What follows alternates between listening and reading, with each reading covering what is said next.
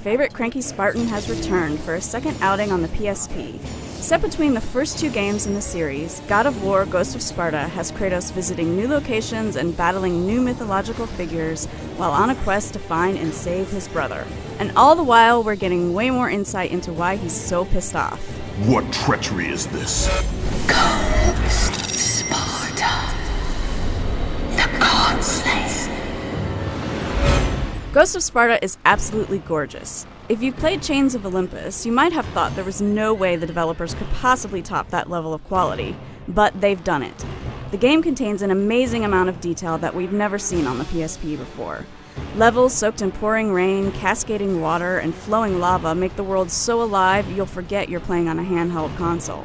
What's more impressive is that all this detail comes with practically no load times. The game also has one of the deepest stories of any in the series, taking us all the way back to Kratos' childhood when his brother was abducted by the gods. It's the first time we've seen him as an innocent victim, and goes a long way toward explaining his quest for revenge. Likewise, seeing him interact compassionately with dying Spartan soldiers adds a whole new dimension to his character. But don't worry, Kratos has certainly not gone soft. He's still full of rage and more than willing to take it out on anything that gets in his way in the most violent manner possible. You still get all the blood, gore, and deliciously satisfying experience of ripping enemies in two, slicing their throats, or tearing off their limbs. There's just nothing like stomping your sword into a Cyclops' eye.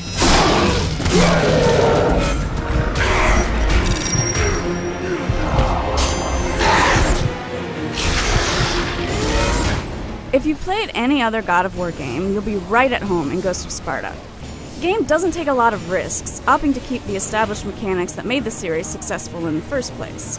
Your main weapons and all of their moves are exactly the same as the other games, but there are a few new details that help to keep the gameplay fresh.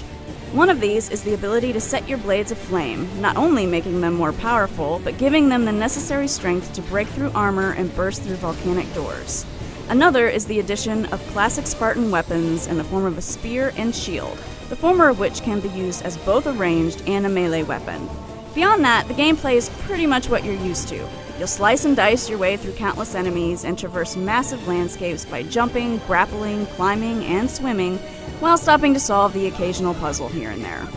The puzzles really are the game's only weakness, as they take almost no thought and nearly always involve moving a block around or pulling some levers.